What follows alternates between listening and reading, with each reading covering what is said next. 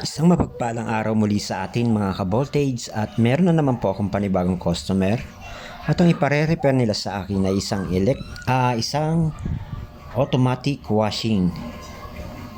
Ang issue po ng washing na to, sabi ni customer pag naglalaba po siya,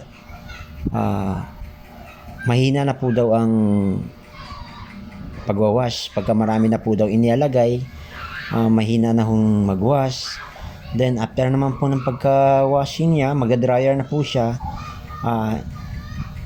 hindi na po natutuyo yung damit or hindi na napipigan ng husto. So chinek up ko nga po to. Tinignan ko po yung fan belt niya, tapos chinek ko rin po yung capacitor niya.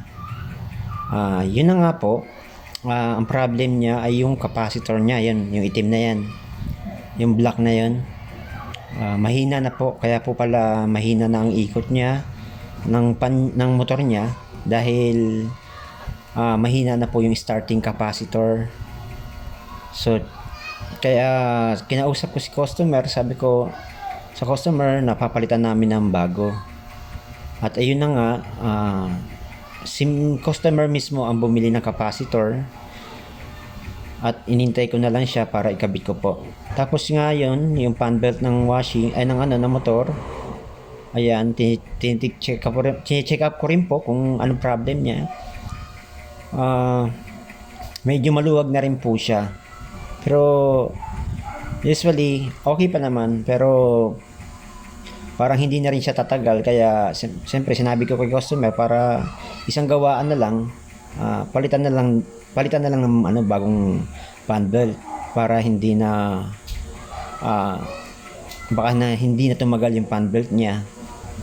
So pumayag din si customer at yun nga, bumili na rin siya ng fan belt para sa washing niya.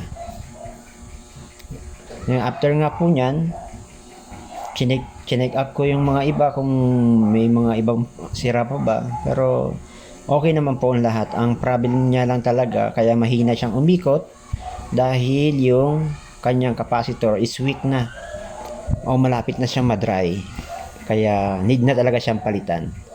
At sinama ko na rin yung fan belt para next time baka yung fan belt naman ang bumigay, kaya sinabi ko customer palitan na lang pati fan belt niya para wala nang problem. So after po nga nyan, tinanggal ko po yung capacitor na yan at ang sabi naman ni customer, siya na po daw ang bibili. So after nga po nun, inintay ko pa po siya na makabili siya.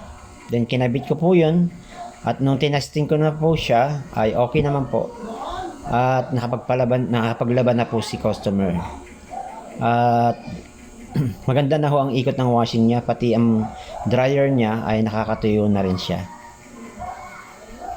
So ganun lang po mga ka-voltage, kung sakali mayroon kayong ganitong problem ng washing machine nyo na mahina na po ang pag-ikot or hindi na nakakatuyo pag magda-dryer, ang problem po niyan ay capacitor, kaya ay yung fan belt. Ganun lang po. Sana po meron po kayong idea na nakuha sa video kong ito. Favor lang po, paki-like and share po para updated, para rin po, aware din po ang iba sa mga content or video na pinopost ko.